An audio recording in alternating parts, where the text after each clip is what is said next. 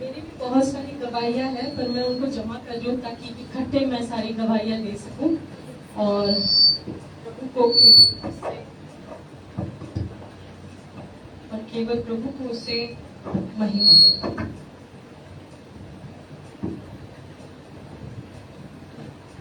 बीते हफ्ते हम आ नहीं पाए थे, तो मैंने सोचा जो मैंने बीते हफ्ते के लिए प्रिपेयर किया था वही आज मैं सुनाऊं, बांटूं आप सबके साथ। पर फिर परमेश्वर ने बोला कि मेरा अनुग्रह हर रोज नया होता है, तो आज कुछ नया होना चाहिए। Praise God. तो फिर कल रात को जब मैंने बैठ के सोचा कि परमेश्वर, जब हम फैमिली का, परमेश्वर स्वयं है, क्योंकि परमेश्वर ही भलाई के लिए कार्य करता है और वो भलाइयों को उत्पन्न करता है। पर जो दूसरा पात्र है वो है आप और मैं। और आप और मैं कौन है? वहाँ पे हमारे लिए दो विशेषताएं दी गई हैं। एक कि हम परमेश्वर के अनुसार बुलाए गए, उसकी इच्छा के अनुसार बुलाए गए हैं। तो क्या हम यहाँ बैठे हुए जितने भी लोग उपस्थित, हमारे लिए बहुत आसान होता है जब हमारे लाइफ में सब कुछ अच्छा चल रहा होता है, राइट? हम कहेंगे हाँ परमेश्वर हमारे लिए भलाई करता है। पर जब हमारे लाइफ में सब अच्छा नहीं चलता है, जैसे मेरे जीवन में हमेशा से मैं बहुत सारे सवाल, जब मैं मसीह में नहीं थी, मेरे सवाल ऐसे होते थे कि मैंने इतनी सारी बुराइयां की है, या जो लोग बहुत सारी बुराइयां करते हैं, जैसे जो टेररिस्ट होते हैं, जो रेपिस्ट होते हैं, देखते तो ऐसा क्या था यूसुफ के बारे में। तो हम सबसे पहले देखेंगे कि यूसुफ था कौन। यूसुफ याकूब का पुत्र था, ठीक है? और कौन से नंबर का पुत्र था? 11वें नंबर का पुत्र था, ठीक है? हम जानते हैं कि याकूब रेचल से प्रेम करता था और रेचल से शादी करना चाहता था, पर रेचल से उसकी शादी नहीं हुई। पहले उसकी शादी पहले उसकी बहन से हुई, लिया से हुई। उसके बाद हम रेचल से जब उसकी शादी होती है तो रेचल के पहले पुत्र होते हैं यूसुफ और द्वितीय पुत्र होते हैं बेंजामिन, राइट? तो रेचल से उत्पन्न होने की वजह से यूसुफ से याकूब बहुत प्रेम करते थे और बेंजामिन से और भी ज्यादा करते थे, क्योंकि बेंजामिन सबसे छोटी है। श्रेया यहाँ सबसे छोटी है, तो हमें पता होगा कि नीतू सिस्टर का प्यार उस पर थोड़ा सा ज्यादा होगा, क्योंकि ये नॉर्मल है। हाँ, ये नॉर्मल है। मैं भी मेरे से ज्यादा सिस्टर था, तो ये हमें पता है। हमारे घर में सबसे छोटे अर्जु हैं, उनके ऊपर सबका प्यार सबसे ज्यादा है।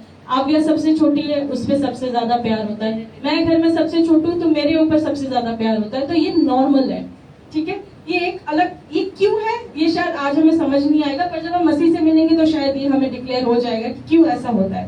पर ये एक रीजन था कि याकूब यूसुफ से बहुत प्रेम करते थे। तो अगर हम 37 चैप्टर में जाएंगे, 37वें चैप्टर में जाएंगे, तो हम देखेंगे कि यूसुफ के बारे में जब डिस्क्रिप्शन शुरू होता है, उनकी उम्र थी 17 वर्ष, जो द्वितीय आयत में लिखा गया है। याकूब के वंश का वृत्तांत ये उसे इतनी तरीके से डिस्प्ले नहीं करना चाहिए कि दूसरे बच्चों में उसके लिए ईर्ष्या उत्पन्न हो, क्योंकि वो बच्चे होते हैं, कभी कभी उन्हें समझ नहीं आता, पर हम सब ये करते हैं, राइट? अभी हम स्वप्नों के बारे में, परमेश्वर स्वप्नों के द्वारा बहुत अधिक रीति से अपने बच्चों से आज के दिन तक भी बात करता है, राइट? और हमें उसे हल्के में नहीं लेना चाहिए, क्योंकि वो हमें, परमेश्वर अलग रीति से हमसे स्वप्नों के द्वारा बात करता है।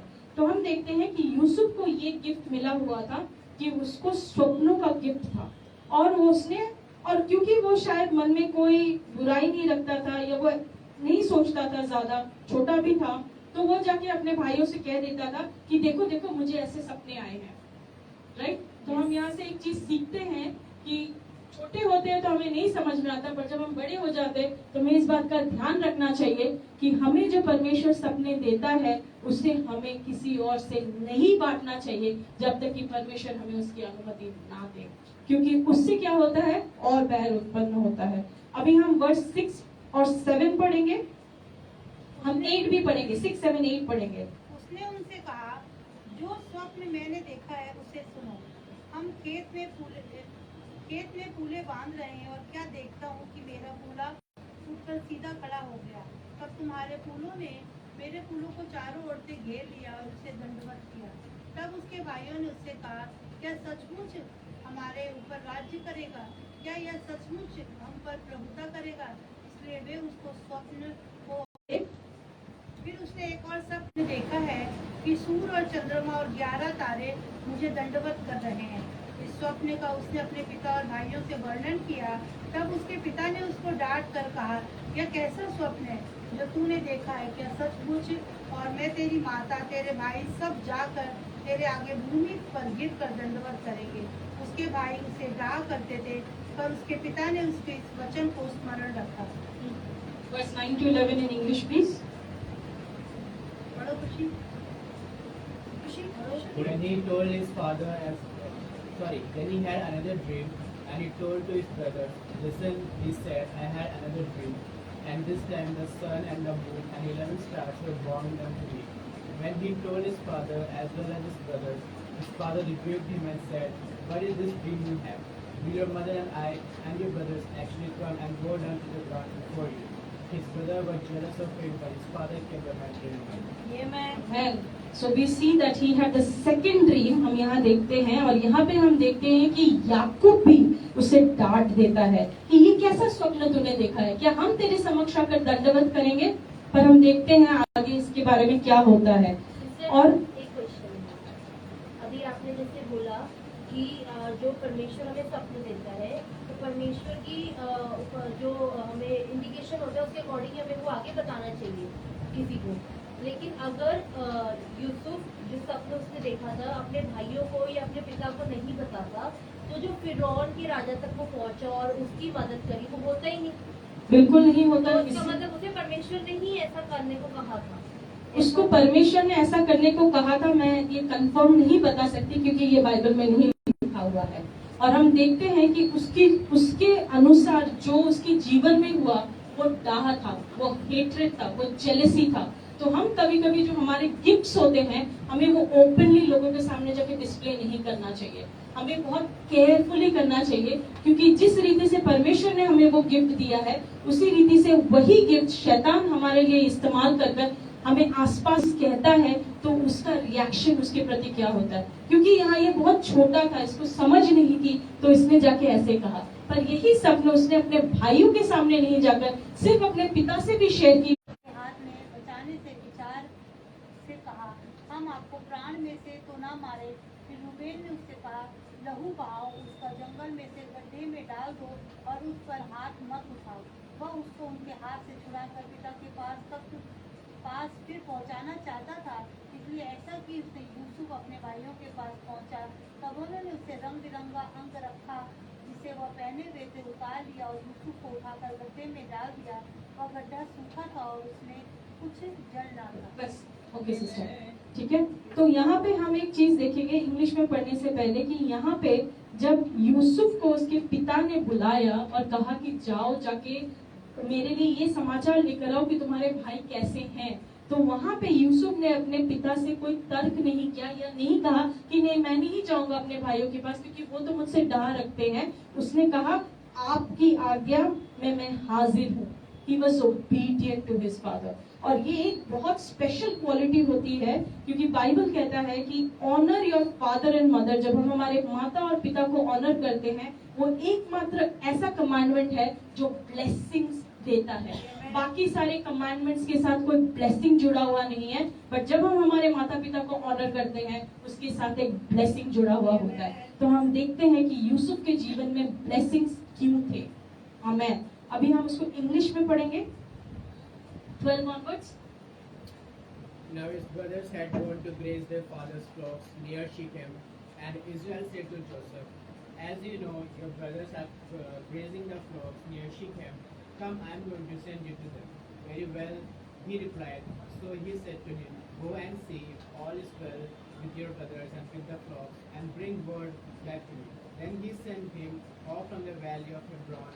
When Joseph arrived in Shechem, a man found him wandering around in the fields and asked him, what are you looking for? He replied, I am looking for my brothers. Can you tell me where they are grazing their flocks? Then they moved on from here. The man answered, I heard them say, let's go to Dothan. So Joseph went after his brothers and found them near Dothan. But they saw him in the distance, and before he reached them, they plotted to kill him. Here comes that dreamer, they said to each other. Come now, let's kill him and throw him into one of these cisterns and say that a ferocious animal devour him, then we will see that what comes of his lips. Amen. आगे बढ़ना है? Yeah, 21 तक. When Reuben heard this, he tried to rescue him from their hands. Let's not take his life, he said. 24 तक पढ़. Don't shed any blood. Throw him into his cistern here in the wilderness, but don't lay a hand on him. Reuben said, "This to rescue him from them and take him back to his father." So when Joseph came to his brothers, they stripped him of his robe. They ornate robe he was wearing, and they took him and threw him into a cistern. The cistern was empty. There was no water in it. Amen. तो हम यहाँ देखते हैं कि इनकी जो नफरत थी, इनकी जो जेलसी थी अपने भाई के प्रति, वो इतनी ज्यादा थी. और हम देखते हैं उनको सबसे ज्यादा क्या खटकता था कि वो स्वप्न देखता था. क्योंकि यहाँ जो उसको निंदा की जाती है या उसकी जो ताड़ना की जाती है, वो ये कहकर बोलते हैं कि देखो आ गया स्वप्न देखने वाला. तो उसकी जो क्वालिटी, उसकी जो गिफ्ट परमेश्वर ने दी थी, उसी को यहाँ पे हम देखते हैं कि डाह के लिए इस्तेमाल किया जा रहा है. राइट. हम जानते हैं कि हमारी बैर मनुष्यों के साथ नहीं है. राइट. हम पढ़ते हैं विषयों की पत्री में that our fight is not against blood and flesh. Our fight is against principalities, against the dark forces of this world. Right. तो इसी वजह से हम देखते हैं कि हमें कोई मौका नहीं देना चाहिए कि जिसको कोई भी इस्तेमाल कर सके. इसीलिए बहुत प्रेयरफुली, और मुझे भी याद नहीं आ रहा है वो वचन कौन सा है, but I will come to it at the end, जिसमें यिर्मयाह की पत्री में परमेश्वर कहता है कि अगर तुम्हें कोई अनसर्चेबल चीजें हैं तो आओ तुम मुझसे पूछो और मैं तुम्हें उनका मतलब बताऊंगा. You come and ask me and I will explain to you what are those unsearchable things. तो कभी कभी हमारे जो स्वप्न होते हैं, स्पेशली बिकॉज ये सवाल पूछा है खुशी ने, तो जब हमारे पास अनसर्चेबल क्वेश्चंस होते हैं, then the first point should be God. हमें परमेश्वर से पहले किसी से बात नहीं करनी चाहिए, चाहे वो कोई भी विषय क्यों ना हो, और परमेश्वर के गाइडेंस के साथ ही हमें उस बात को आगे लेके जाना चाहिए. हालेलुया. हालेलुया. तो हम यहाँ देखते हैं कि उन्होंने यहाँ पे अभी प्लॉटिंग करी. उन्होंने अभी प्लॉटिंग करके कहा कि ये काम करेंगे, हम इसको मार डालेंगे. पर वहाँ र्यूबन को हम देखते हैं, जो सबसे पहला पुत्र था याकूब का, वो कहता है नहीं, हम इसको मारेंगे नहीं, और वो उसको हम सिस्टम में डाल देंगे, हम उसको गड्ढे में डाल देंगे. और वो इसलिए उसने ऐसा कहा कि फिर वो उसको बचाकर याकूब के पास ले जाएगा. पर हम देखते हैं कि बाकी भाइयों में इतनी डाह थी कि वो चाहते थे कि उसको मार डाले. यहाँ तक कि उसकी जो अतरंगी कोट थी, जो उसका अंग रखा था, उसको भी उन्होंने उतार फेंका और उन्होंने उसको गड्ढे में डाल दिया. तो ये हम सबसे पहली चीज देखते हैं कि उसके साथ हुआ. इसके बाद हम देखते हैं कि वो खाना खाने के लिए गए और वहां से इश्माइलाइट्स गुजरे. 25 अगर हम देखेंगे, अभी हम इतने सारे वचन पढ़ नहीं सकते, पर हम देखेंगे कि वहां पे इश्माइलियों का एक दल ऊँटों पर गुजर रहा था. और ये Ishmaelites, we all know who Ishmael was, right. He was the first son of Abraham, and we know that वो इब्राहिम को परमेश्वर ने नहीं कहा था उस पुत्र के बारे में. That was a mistake that happened through Sarah, and we see what is the consequence of it, right? और हम देखते हैं कि इश्माइल को वहाँ पे, इश्माइल के पुत्र को वहाँ पे यूसुफ को बेच दिया गया. और हम देखते हैं इसकी कूटनीति किसने डाली? इस जूडा ने डाली. और हमें पता है कि जूडा के वंशज से यीशु मसीह आए हैं. तो हम जानते हैं कि हम तो लायक है ही नहीं, पर फिर भी हमारे लीनियज से, हमारे वंशावली से प्रभु यीशु मसीह आए हैं. तो हम देखते हैं कि ये परमेश्वर अगर खुद नहीं चाहते तो ये कभी मुमकिन नहीं होगा. तो यहाँ पे हम यहूदा के बारे में देखते हैं. यहूदा यहाँ पे कहता है, What will we gain if we kill our brother and cover up his blood? Come, let's sell him to the Ishmaelites and not lay our hands on him. After all, he is our brother, our own flesh and blood. His brothers agree. तो हम यहाँ देखते हैं कि यूसुफ को परमेश्वर, क्योंकि जब तक हमारे ऊपर परमेश्वर नहीं चाहेंगे कि हमारी मृत्यु हो, हमारी मृत्यु नहीं हो सकती है, क्योंकि हमारी मृत्यु, हमारा जीवन परमेश्वर के हाथ में है. तो यहाँ पे हमने देखा कि यहूदा के द्वारा परमेश्वर ने यूसुफ के प्राणों की रक्षा करी. और यहाँ पे यहूदा कहता है कि आओ हम इन मिदानियों को, मिदानी व्यापारी को इसे बेच देते हैं. आखिरकार ये हमारा भाई है, हमारा खुद का ये फ्लैश एंड ब्लड है. और इसके बाद क्या हुआ? इन मिदानी व्यापारियों ने उसको गड्ढे से निकाला और कितने में अपने भाइयों को बेच दिया?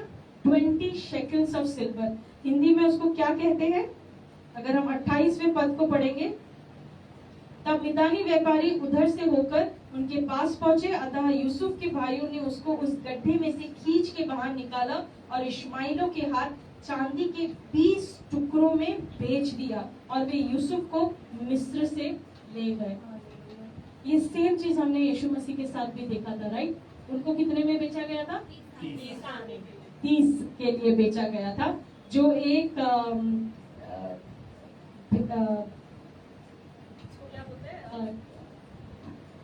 एक सैक्रिफाइस खरीदने के लिए हमें उतने पैसे चाहिए होते थे, राइट? राइट। और हम यहाँ देखते हैं कि ये जो 20 चांदी के जो हमने यहाँ पे 20 शेकल्स ऑफ सिल्वर में जो बेचा गया है, that was the cost of a young slave at that point of time. कि एक जो युवा स्लेव होता था उसका ये कॉस्ट था, ठीक है? इसके बाद हम देखते हैं कि जब इसको बेचा जा रहा था तो उस वक्त वहां पे रूबन मौजूद नहीं था। क्योंकि रूबन मौजूद नहीं था, वो हम कैसे जानते हैं? क्योंकि उसके अगले पद में हम पढ़ते हैं वर्स 29 में कि जब रूबन वहां वापस आया, उसने वहां यूसुफ को नहीं देखा, तो उसने अपने कपड़ों को वहां फाड़ कर कहा कि ये लड़का यहाँ नहीं है, अभी मैं कहाँ उसे ढूंढने जाऊं, ठीक है? देन उसको वहां पे क्या मिला? यूसुफ के कपड़े मिले। और उन्होंने क्या किया वो हम वर्स 31 से पढ़ना शुरू करेंगे। Then they got Joseph robe, slaughtered a goat, and dipped the robe in the blood. They took the omitted robe back to their father and said, "We found this. Examine it to see whether it your son robe." He recognized it and said, "It is my son robe. Some furious animal has devoured him. Joseph has surely been torn into pieces." Then Jacob tore his clothes, put on scapegoat, and mourned for his son many days. All his sons and daughters come to comfort him, but he refused to be comforted. "No," he said in mourning, "will I go down to the grave to my son?" So his father wept for him. Meanwhile, the Medians sold Joseph in Egypt to Prohor, or one of Prohor's officials, the captain of the guard. आमेन। क्या हम इसको हिंदी में भी पढ़ सकते हैं? 32 से ना 31 से। तब उन्होंने यूसुफ का अंगरखा लिया और एक बकरे को मारकर उसके लहू में उसे डुबा दिया, और उन्होंने उस रंग बिरंगे अंगरखे को अपने पिता के पास भेजकर कहला दिया, यह हमको मिला है, अतः देखकर पहचान ले, यह तेरे पुत्र का अंगरखा है कि नहीं। उसने उसको पहचान लिया और कहा, हाँ, यह मेरे पुत्र का ही अंगरखा है, किसी दुष्ट पशु ने उसको खा लिया है। निसंदेह यूसुफ पार डाला गया है।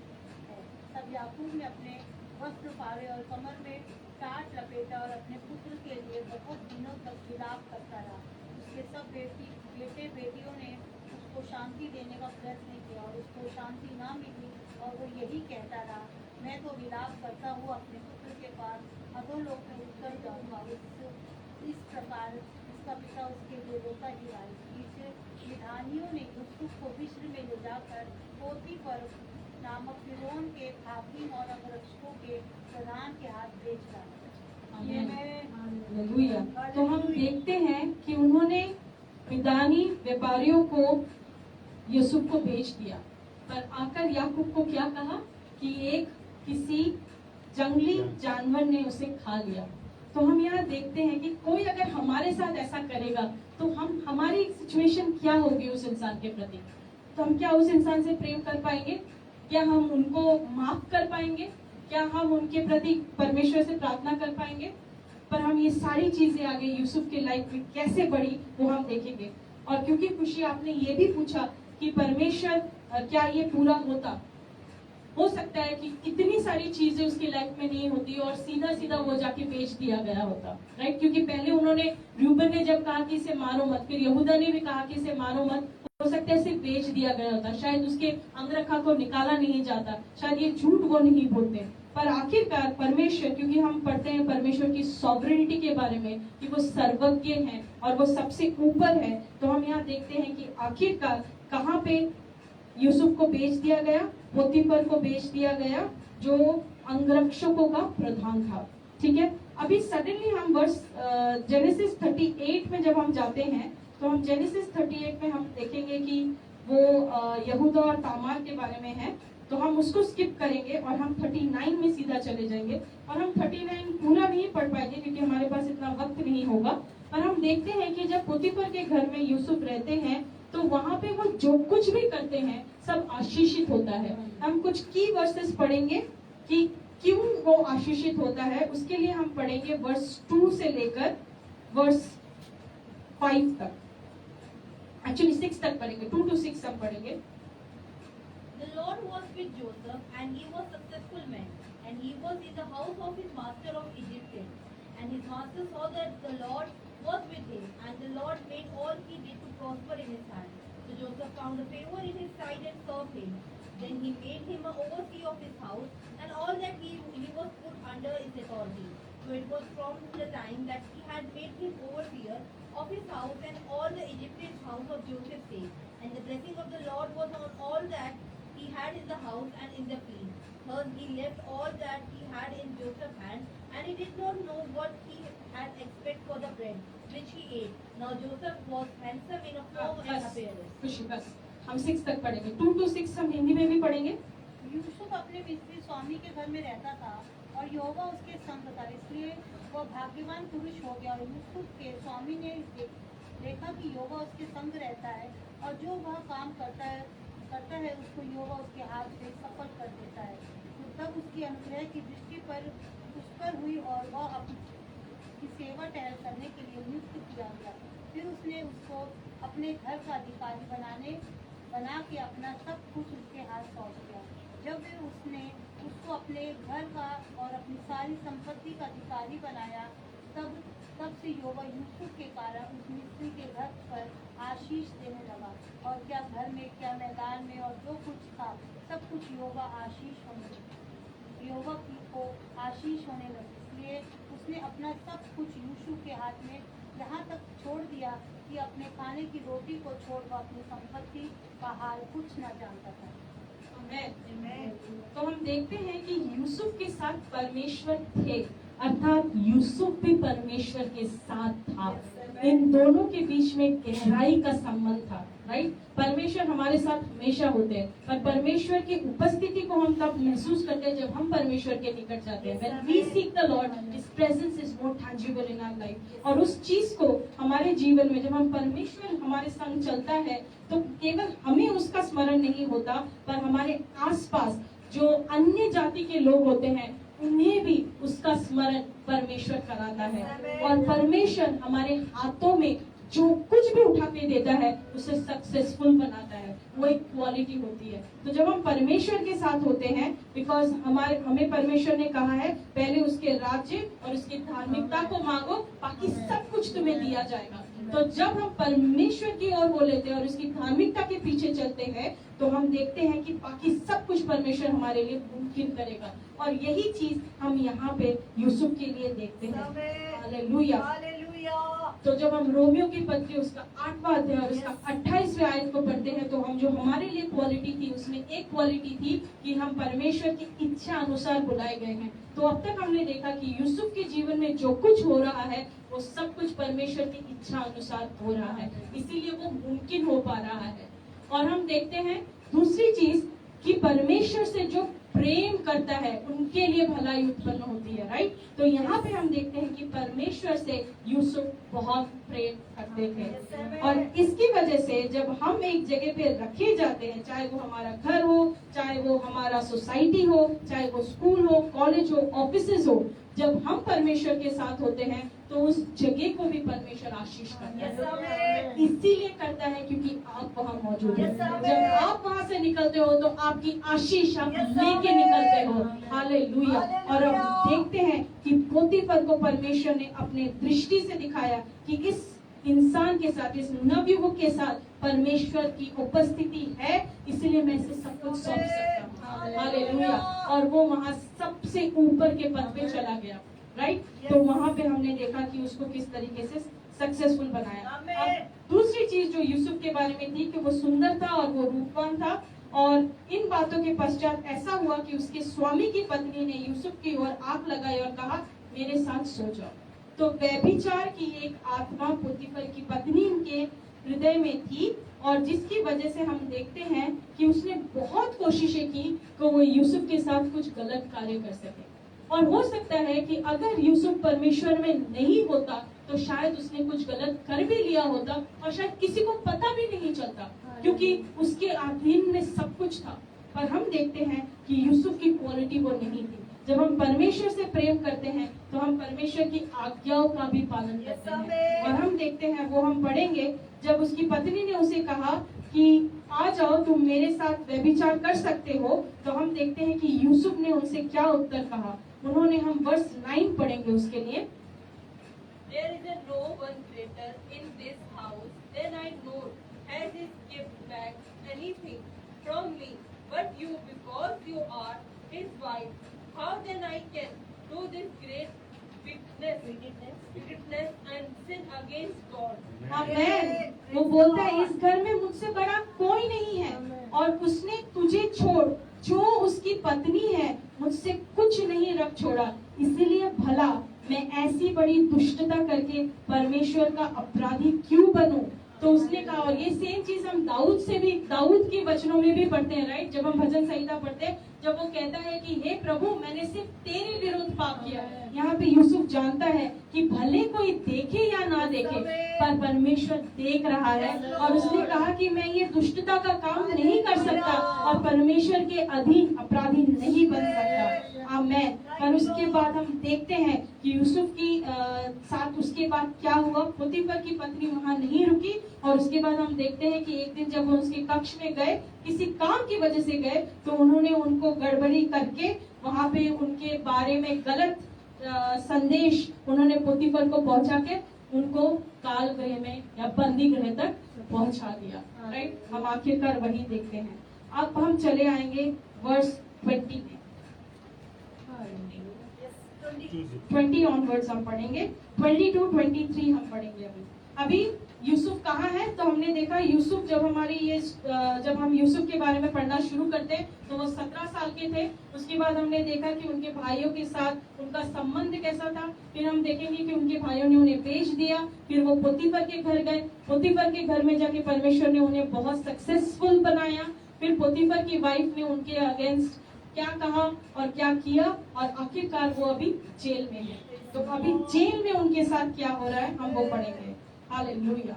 22 or 20? 20 verse 20 to 23. 20 to 23. Yes. Then Joseph's master took him and put him into the prison, a place where the king's prisoners were confined, and he was there in the prison. But the Lord was with Joseph and showed him mercy. He gave him a favor in the sight of the keeper of the prison. Then the keeper of the prison committed to Joseph's hand all the prisoners who were in the prison. Whatever they did, it was his doing. The keeper of his prison did not into anything that was under Joseph's authority. But the Lord was with him, and whatever he did, the Lord made him prosper. Hallelujah. तो फर्क नहीं पड़ता है कि आप कहाँ पे हो सकता है आप दलदल में हो सकता है आप एक पैलेस में हो। आप जहाँ कहीं पे भी होगे, परमेश्वर आपको वहाँ सक्सेसफुल बनाएगा। सक्सेसफुल आप इसलिए नहीं हो क्योंकि आप हो, सक्सेसफुल आप इसलिए हो क्योंकि आप परमेश्वर के साथ हो। हालेलुया। तो हम इसको हिंदी में भी पढ़ेंगे। हम 20वें आयत से पढ़ना शुरू करेंगे, 20 से 23 तक पढ़ेंगे। और यूसुफ के स्वामी ने उसको पकड़कर बंदी गृह में, जहाँ राजा के कैदी बंद थे, डलवा दिया। अतः वह उस बंदी गृह में रहा। तो कौन से बंदी गृह में उसे रखा गया? किसी मामूली बंदी गृह में नहीं रखा गया, उसे राजा के जितने भी बंदी थे वहां रखा गया। तो ये भी हम देखते हैं कि ये भी परमेश्वर की योजना के तहत हुआ। हालेलुया। पर यहोवा यूसुफ के संग रहा और उस पर करुणा की, और बंदी गृह के दारोगा के अनुग्रह की दृष्टि उस पर हुई। जब हम परमेश्वर हमारे संग रहता है तो हमें जिससे फेवर नहीं भी पाना होता है, उससे भी हम फेवर पा सकते हैं। हालेलुया। अगर किसी दिन परमेश्वर ने चाहा तो मैं अपने जीवन की गवाही आपको सुनाऊंगी कि किस रीति से परमेश्वर ने मेरे जीवन में, जहाँ से मुझे उम्मीद नहीं थी, मेरे बुरे वक्त में परमेश्वर ने मुझे वहां से कैसे फेवर दिलाया। I didn't deserve it, but it was God's grace that gave us that. Hallelujah. उसके बाद हम देखते हैं, इसीलिए बंदी गृह के दारोगा ने उन सब बंदियों को जो कारागार में थे यूसुफ के हाथ में सौंप दिया। वो अभी इतना बड़ा एक मामले में, अगर हम कहते हैं, जैसे अगर हमारे दीदी की भाषा में हम बोलेंगे, इतना बड़ा कांड करके जो जेल में गया है, उसके अधीन इतने बड़े बड़े बंदियों को कैसे कोई सौंप सकता है। पर हम जानते हैं कि सबको पता था कि यूसुफ ने कुछ गलत नहीं किया था, उसके बाद भी उसे कारागृह में डाला गया था। तो हम देखते हैं कि सब बंदियों को जो कारागार में थे यूसुफ के हाथ में सौंप दिया गया, और जो जो काम वे वहां करते थे वो उसी की आज्ञा से होता था। So he became the head in the jail, right? Hallelujah. यूसुफ के वश में जो कुछ था उसमें से बंदी गृह के दारोगा को कोई भी वस्तु देखना ना पड़ती थी। और एक क्वालिटी होती है, जब आप परमेश्वर के साथ चलते हैं, आपको जो भी काम सौंपा जाएगा, आपके सीनियर्स कभी उस काम में इंस्पेक्शन नहीं करेंगे। They will leave you because they know whatever you will do, it is going to be prosperous. Hallelujah. और हम उसके बाद देखते हैं, क्योंकि यहोवा यूसुफ के साथ था और जो कुछ वो करता था यहोवा उसको उसमें सफलता देता था। आमीन, हालेलुया। तो हमने देखा अभी यूसुफ की यात्रा आगे बढ़ती गई और हम अभी पहुंचेंगे चैप्टर 40 में, और हम जल्दी जल्दी इसको थोड़ा मैं इसके बारे में बताना चाहूंगी। तो जितने बंदी थे उसमें से राजा के पिलाने हारे और राजा के पकाने हारे, the cup bearer and the baker of the king, उन्होंने कुछ गलत कर दिया था और उनको भी बंदी गृह में डाल दिया गया था। और हम देखते हैं कि इन दोनों कैदियों को भी यूसुफ के अंडर कर दिया जाता है। और यहाँ पे हम देखते हैं कि एक दिन सडनली दोनों को एक ही स्वप्न आता है, समान, same. Again this is very coincidental, right? हमें लगेगा ये कैसे मुमकिन हो सकता है, पर अगर फिर से ये परमेश्वर की इच्छा अनुसार पिलाने हारे को भी और पकाने हारे को भी एक एक स्वप्न आता है। और उन्होंने वर्ष 8 अगर हम देखेंगे तो वहां पे हम देखते हैं, उन्होंने यूसुफ से कहा, हम दोनों ने स्वप्न देखा है और उनके फल का बताने वाला कोई भी नहीं। यूसुफ ने उनसे कहा, क्या स्वप्नों का फल कहना परमेश्वर का काम नहीं है? मुझे अपना अपना स्वप्न बताओ। खुशी आपका उत्तर, राइट? हालेलुया। तो यहाँ पे ये दोनों व्यक्ति परेशान घूम रहे हैं कि हम दोनों को कुछ ना कुछ स्वप्न आया है। एंड आई बिलीव कि उस वक्त के लोग स्वप्नों को बहुत महत्व देते थे, इसी वजह से ये अपने स्वप्नों के बारे में जानना चाह रहे थे, पर उनके पास ऐसा कोई नहीं था जो उसको इंटरप्रेट कर सके। और उनको परमेश्वर कहाँ लेकर आया? यूसुफ के पास, जिसके पास ऑलरेडी ये गिफ्ट है। तो यूसुफ के पास जब आया तो यूसुफ ने ये नहीं कहा, अरे हाँ आओ, मेरे पास तो परमेश्वर है, मुझे ये, मेरी तो गिफ्ट है, मुझे तो ये गिफ्ट दिया गया, आओ आओ मुझे बताओ, मैं बताऊंगा। वहां पे उसने अपने आप को नम्र किया। तो जो परमेश्वर से प्रेम करता है वो नम्र होता है। हालेलुया। हम यहाँ पे देखते हैं कि यूसुफ कहता है, क्या स्वप्नों का फल कहना परमेश्वर का काम नहीं है? मुझे अपना स्वप्न बताओ। So he is not taking the credit for the gift God has given him. He is giving the glory to God. उसके बाद हम देखते हैं कि इन दोनों ने यूसुफ को अपने अपने सपने सुनाए, और हम देखते हैं कि जो पिलाने हारा था उसके स्वप्न के अनुसार तीसरे दिन, 3 दिन के बाद उसको रिहाई मिल जाएगी और वो अपने पोजीशन में वापस चला जाएगा। पर जो पकाने हारा था उसको एग्जीक्यूट कर दिया जाएगा, मतलब उसका सर कलाम कर दिया जाएगा। पर और हम देखते हैं कि यूसुफ को बहुत कॉन्फिडेंस था इन ड्रीम्स के ऊपर, क्योंकि उसको परमेश्वर ने इसका इंटरप्रिटेशन दिया था।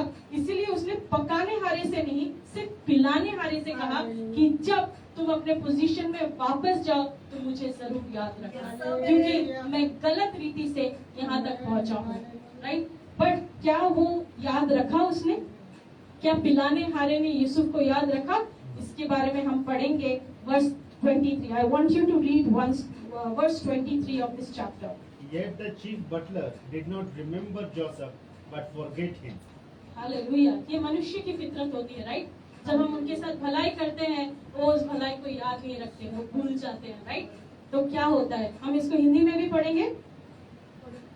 Verse 23, chapter 40 verse 23। फिर भी सेनाधारियों के प्रधान ने यूसुफ को स्मरण न रखा, परंतु उसे भूल गया। जैसे ही उसने छुटकारा पाई, वो अपने पोजीशन में वापस गया, उसने यूसुफ को याद नहीं रहा, वो भूल गया। क्या परमेश्वर ने यूसुफ को याद रखा? उसके लिए हमें जेनेसिस चैप्टर 41 में जाना पड़ेगा, जहां अगेन मैं थोड़ा संक्षिप्त में बता देती हूँ। वहां पे फिरौन को 2 सपने आते हैं। फिरौन 2 सपने देखता है और फिरौन परेशान हो जाता है, और फिरौन सारे वहां अपने मंत्रियों को, अपने जितने भी हाकिम होते हैं उसके सबको बुलाता है और कहता है कि मुझे बताओ इन स्वप्नों का क्या अर्थ है। तो हम देखते हैं कि जोसेफ की स्टोरी में एक यूनिफॉर्म कॉर्ड है, वो है ड्रीम्स, राइट? स्वप्न। और हम देखते हैं कि कोई भी उसके स्वप्न को डिकोड नहीं कर पा रहा है।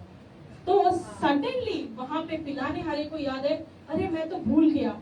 तो हम देखेंगे कि परमेश्वर ने उस पिलाने हारे को कैसे याद दिलाया। तो हो सकता है कि आपने किसी के साथ भलाई की हो और उस इंसान ने उस भलाई को भूल गया है, पर अगर परमेश्वर की इच्छा हुई, परमेश्वर उस इंसान को स्मरण कराएगा कि याद करो कि खुशी ने तुम्हारे साथ कुछ भलाई की थी। आमेन, हालेलुया। तो हम वर्ष 9 को पढ़ेंगे, चैप्टर 41 का, और हम थोड़ा स्फूर्ति के साथ वचनों को पढ़ेंगे। Chapter 41 verse 9। वेरी गुड, ये ऐसी स्फूर्ति मुझे चाहिए। Very good, yes. Then the chief Butler spoke the Philomon, saying, I remember my fault this day. Amen. Hallelujah. हम इसको हिंदी में भी पढ़ेंगे। तब पिलाने हारों का प्रधान फिरौन से बोला, उठ, मेरे अपराध आज मुझे स्मरण आए। आमीन। देखो, परमेश्वर उनके मुंह से बुलाता है, क्योंकि उसने एक छोटा सा अपराध किया था, बहुत बड़ा कुछ नहीं किया था, पर उसने परमेश्वर के बंदे को वो भूल गया था। इसलिए परमेश्वर ने उसको याद दिलाया कि तूने गलत किया है और तू उसका अंगीकार अपने मुंह से करेगा। फिर उसने पूरी घटना फिरौन के सामने कही कि क्या हुआ था, और यूसुफ के बारे में उसने कहा। और फिर फिरौन ने यूसुफ को बुलाया और कहा, मेरे पास आओ। और जब फिरौन ने यूसुफ को बुलाया तो वहां पे हम एक बहुत स्पेशल चीज देखेंगे, और उसी स्पेशल चीज को हम भूलेंगे नहीं, याद रखेंगे, क्योंकि वो हम आगे भी एक और जगह देखेंगे। We'll come to verse 14 quickly of the same chapter. We'll come to verse 14 of chapter 41. Then Korah sent and called Joseph, and they brought him quickly out of his dragon, and his shape changed his clothing, and came to Korah. तब फिरौन ने यूसुफ को बुलवा भेजा और वह झटपट बंदीगृह से बाहर निकाला गया और बाल बनवाकर और वस्त्र बदलकर फिरौन के सामने आया। हालेलुया। जब परमेश्वर हमारे स्टेटस को बदलता है तो परमेश्वर हमें वो गंदगी से जब उठाता है तो हमारे वो स्टेटस को बदलता है, तो हमारे बाहरी आवरणों को भी चेंज करता है। वो हमारे देखने का, हम कैसे दिखते हैं, हम क्या पहनते हैं, उससे भी बदलता है। हालेलुया। क्योंकि हमारा परमेश्वर भलाई का परमेश्वर है। हालेलुया। तो हम देखते हैं कि यहाँ पे जब राजा के सामने, फिरौन के सामने यूसुफ को खड़ा किया गया, हालेलुया, उस वक्त उसके बाल बनवाए गए और उसके वस्त्र बदले गए। उसने खुद नहीं किया, किसी ने किया उसके लिए। हालेलुया। और हम देखते हैं कि उसके बाद फिर से हम यूसुफ के नम्रता को देखेंगे कि इतने बड़े राजा के सामने जब वो गया, then he could have taken all the credit, but he doesn't. In verse 15 we read, Pharaoh said to Joseph, I had a dream and no one can interpret it, but I have heard it said of you that when you hear a dream you can interpret it. Joseph says, I cannot do it.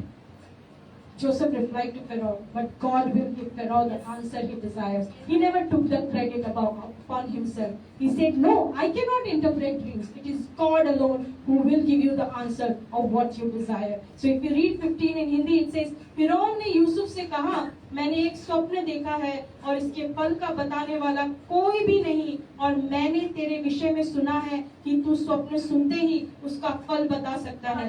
Yusuf ने फिरौन से कहा, मैं तो कुछ नहीं जानता, परमेश्वर ही फिरौन के लिए शुभ वचन देगा। Hallelujah. We see the quality of Joseph over here. He loved God. He was a humble man. Hallelujah. उसके बाद हम देखते हैं कि फिरौन के सपने को किस तरीके से यूसुफ बताता है कि 7 साल के लिए वहाँ बहुत कुछ उगेगा, 7 साल का अबैंडेंस होगा और उसके बाद अकाल आने वाला है। और यूसुफ ने वहाँ कहा कि ये सब कुछ परमेश्वर ने आपको दिखाया है, आपको एक ऐसा व्यक्ति चाहिए। हालेलुया। वर्स 33 में पढ़ने वाली हूँ। इसलिए आप फिरौन किसी समझदार और बुद्धिमान पुरुष को ढूंढकर कि उसे मिस्र देश पर प्रधानमंत्री ठहराए। तो यहाँ पे यूसुफ अपने बारे में नहीं बोल रहे, वो बोल रहे आप ढूंढ लीजिए, अगर आपको कोई ऐसा मिलता है, हालेलुया, तो आप उस व्यक्ति को अपने पास रख लीजिए। बट फिरौन ने अपने सारे हाकिमों को बुलाकर पूछा कि क्या हम किसी भी ऐसे इंसान को, ऐसे यूसुफ जैसे इंसान को पा सकते हैं। एंड वी विल सी कि जब परमेश्वर हमारे साथ होता है तो हमारे आसपास के लोग हमें कैसे डिस्क्राइब करते हैं। To know that, let's go to verse 38 of the same chapter. Let's read verse 38 of chapter 41. And Pharaoh said to his servant, Can we find such a one as this, a man in whom is the Spirit of God? Hallelujah. तो हम देखते हैं जब हम परमेश्वर के साथ होते हैं तो लोग हमारे बारे में कैसे बातें करते हैं। इसीलिए फिरौन ने अपने कर्मचारियों से कहा क्या हमको ऐसा पुरुष जैसा ये है जिसमें परमेश्वर का आत्मा रहता है मिल सकता है? तो हमारा डिस्क्रिप्शन बदल जाता है। हम ये लड़की, वो लड़की, छोटी लड़की, नाटी लड़की से क्या हो जाता है? हम वो हो जाते हैं जिसके अंदर परमेश्वर की आत्मा वास करती है। हालेलुया। और उसके बाद फिरौन कहता है, since God has made all this known to you, there is no one so discerning and wise as you. You shall be in charge of my palace, and all my people are to submit to your orders. Only with respect to the throne will I be greater than you. तो हम देखते हैं कि जब अभी वो राजा के कक्ष में गया, जब वो पैलेस में गया, वहां पे भी परमेश्वर ने उसे ऊंचा उठाया। और हम वहां पढ़ते हैं, फिर फिरौन ने यूसुफ से कहा, परमेश्वर ने जो तुझे इतना ज्ञान दिया है कि तेरे लिए तुल्य कोई समझदार और बुद्धिमान नहीं, इस कारण तू मेरे घर का अधिकारी होगा और तेरी आज्ञा के अनुसार मेरी सारी प्रजा चलेगी। ये बंदा कौन है हमें पता नहीं, ये एक बंदी गृह से उठकर आया है, 2 सपने उसने डिकोड किया और राजा के हृदय में परमेश्वर ने ऐसा फेवर दिया कि परमेश्वर ने उसे सबका अधीन बना दिया। हालेलुया। और हम देखते हैं कि तेरी आज्ञा के अनुसार मेरी सारी प्रजा चलेगी, केवल राजगद्दी के विषय में मैं तुझसे बड़ा ठहरूंगा। हालेलुया। और उसके बाद हम देखते हैं कि किस रीति से परमेश्वर हमारे स्टेटस को चेंज करता है। Hallelujah. Because everything is as per his will. हम पढ़ेंगे वर्स 41 से लेकर 44 तक। फिर फिरौन ने यूसुफ से कहा, मैं तुझको मिस्र के सारे देश के ऊपर अधिकारी ठहरा देता हूँ। तब फिरौन ने अपने हाथ की से अंगूठी निकाले, यूसुफ के हाथ में पहना दी और उसको बढ़िया मलमल के वस्त्र पहना दिए और उसके गले में सोने की जंजीर डाल दी और उसके अपने सारे रथ पर चढ़वाया। और लोग उसके आगे आगे प्रचार करने लगे कि घुटने टेक कर दंडवत करो। और उसने उसको मिस्र के सारे देश पर ऊपर प्रधानमंत्री ठहराया। और फिरौन ने यूसुफ से कहा, फिरौन तो मैं हूँ और सारे मिस्र देश में कोई भी तेरी आज्ञा के बिना हाथ पाँव न हिलाएगा।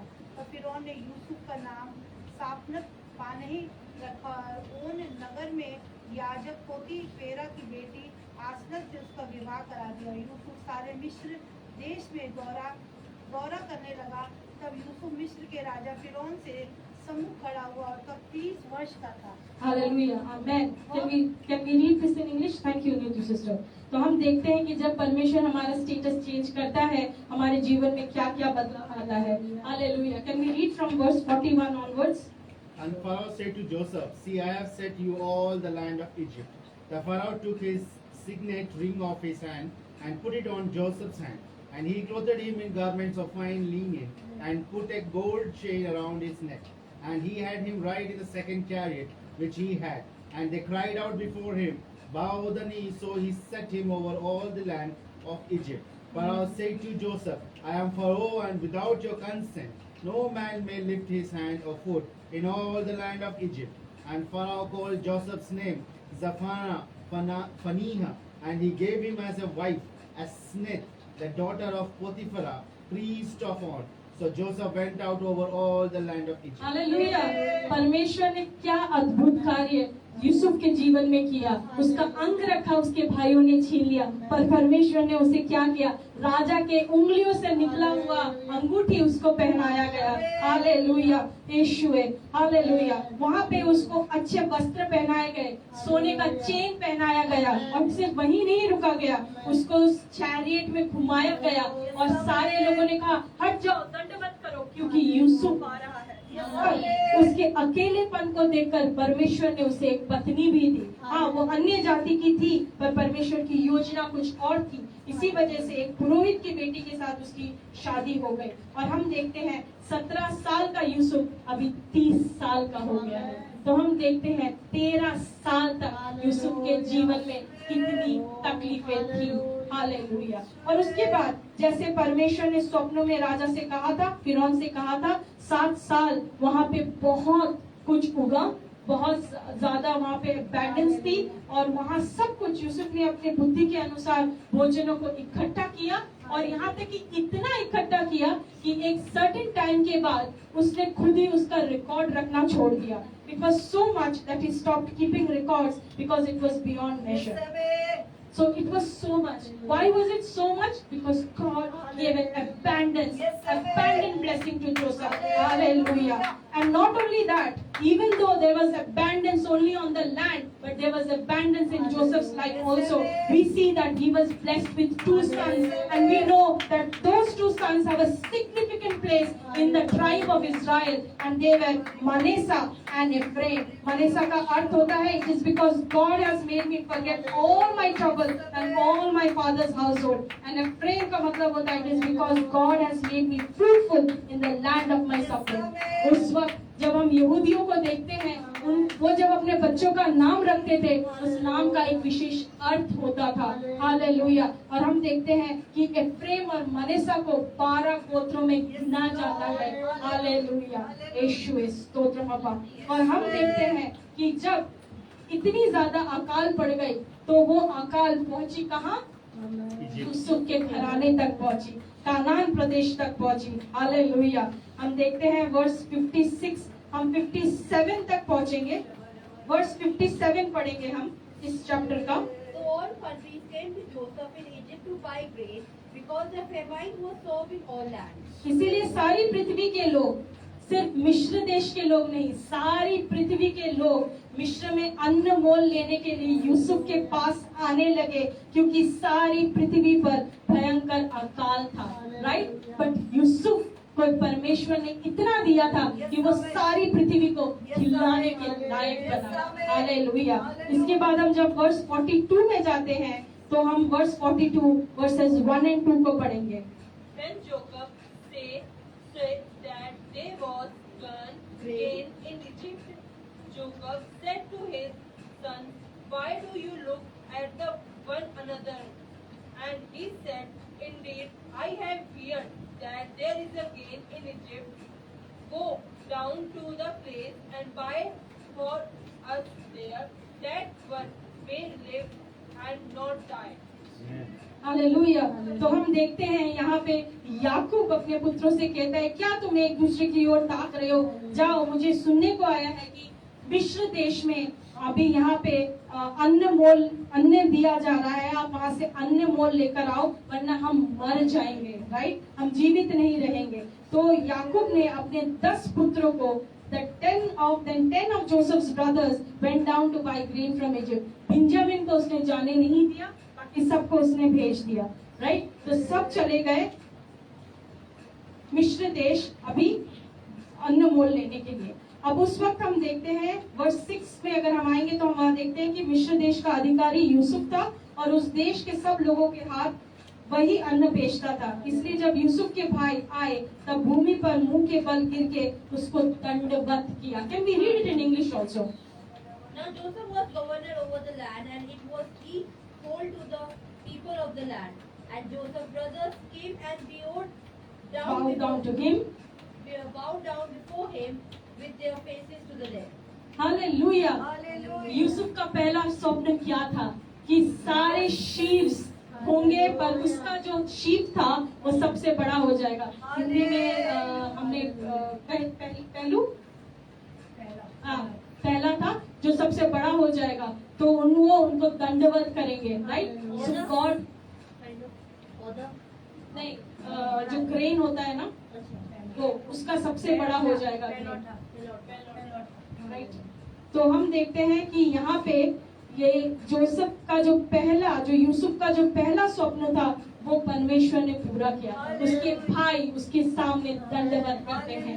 हालेलुया। और यूसुफ अपने भाइयों को भूला नहीं था, इसलिए वर्स 7 में लिखा गया है कि as soon as he saw his brothers he recognized them, but he pretended to be a stranger and spoke harshly to them. Where do you come from? He asked. From the land of Canaan, they replied, to buy food. उसने देखते ही अपने भाइयों को पहचान लिया, पर उसने उनसे फिर भी इतने हार्शली उससे पूछा, कहाँ से आ रहे हो? हालेलुया। उसके बाद उसको वर्स 9 हम पढ़ेंगे। Then Joseph remembered the dream which he had dreamed about them, and said to them, "You are spies. You have come to see the nakedness of the land." Hallelujah. Yusuf को परमेश्वर ने स्मरण कराया, देख मैंने तुझे ये स्वप्न दिया था, हालेलुया, और आज उसकी पूर्ति भी मैं कर रहा हूँ, हालेलुया। पर वहाँ यूसुफ ने अपने भाइयों से कहा, तुम यहाँ पे क्यों आए हो मुझे पता है, तुम यहाँ घुसपैठिया बनकर आए हो, तुम यहाँ भेदी बनकर आए हो, इस देश की दुर्दशा को देखने के लिए आए हो, हालेलुया। और उसके भाई उसके सामने गिड़गिड़ाते हुए कहते, नहीं नहीं प्रभु, हम तो दास है आपके, हम तो यहाँ भोजन लेने आए हैं, हालेलुया। और उसने कहा, नहीं, तुम हमारे देश को देखने आए हो। उसके बाद हम वर्स 13 में पढ़ते हैं, but they replied, your servants were 12 brothers, the sons of one man who lives in the land of Canaan. The youngest is now with our father and one is no more. तो उन्होंने जो झूठ अपने पिता से कही थी, उस झूठ को उन्होंने सच मान लिया था, इसीलिए वो सोचते हैं कि यूसुफ शायद जीवित नहीं होगा, हालेलुया। और वर्स 13 को अगर हम हिंदी में पढ़ते तो ऐसा लिखा गया है, उन्होंने कहा, हम तेरे दास 12 भाई हैं और कनान देशवासी एक ही पुरुष के पुत्र हैं, और छोटा इस समय हमारे पिता के पास है और एक जाता रहा, हालेलुया। तब यूसुफ ने उनसे कहा, नहीं, तुम घुसपैठियों हो।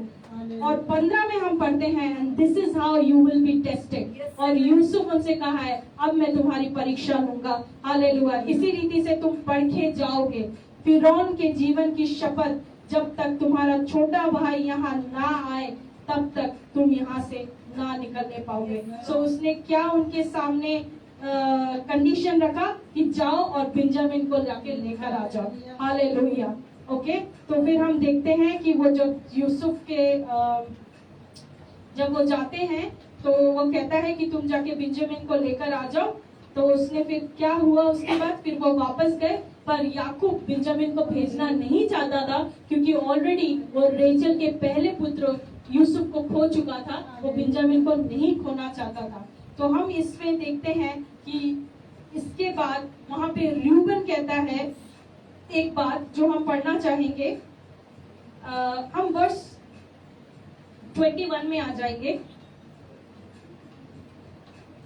इसी चैप्टर के वर्स 21 में आएंगे। उन्होंने आपस में कहा, निसंदेह हम अपने भाई के विषय में दोषी हैं, क्योंकि जब उसने हमसे गिड़गिड़ाकर विनती की, तब भी हमने यह देखकर कि उसका जीवन कैसे संकट में पड़ा है, उसकी ना सुनी, इसी कारण हम भी अब इस संकट में पड़े हैं।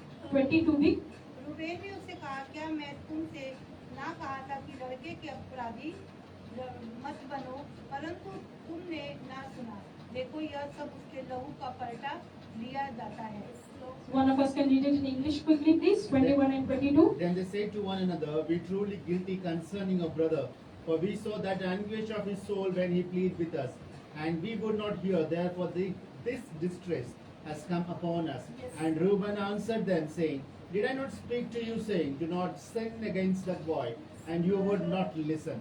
Therefore, behold, his blood is now required of us. देखो, परमेश्वर ने उनको उस वक्त जब वो उस बुरे सिचुएशन में आए, उनको कुछ परखा भी नहीं गया, सिर्फ उसने कहा कि तुम अपने छोटे भाई को लेकर आओ, तुम यहाँ भेदी बनकर आए, सिर्फ इतना कहा गया। जबकि यूसुफ के साथ उन्होंने क्या क्या किया था, परमेश्वर ने उनको स्मरण कराया। इतनी सी तकलीफ में वो हिल गए, हालेलुया। पर यूसुफ को 13 साल इतनी तकलीफें सहने के बाद भी यूसुफ डटा रहा, क्योंकि परमेश्वर उसके साथ था। और हम देखते हैं कि जब भाइयों की नीयत सही नहीं थी, तो परमेश्वर ने उन्हें स्मरण करवाया कि क्योंकि हमने हमारे भाई की गिड़गिड़ाहट को नहीं सुनी थी, इसी वजह से आज ये मुसीबत हमारे ऊपर आ गई है। और रूबन ने उन्हें दोबारा याद दिलाया, मैंने तुमसे कहा था कि उसको मत छुओ। और परंतु हम देखते हैं यूसुफ की यहाँ क्वालिटी, क्योंकि वो परमेश्वर से प्रेम करता था, और परमेश्वर कहता है कि अगर तुम मुझसे प्रेम करते हो तो अपने भाइयों और बहनों से भी प्रेम करते हो। इसीलिए हम देखते हैं 24 वर्ष में,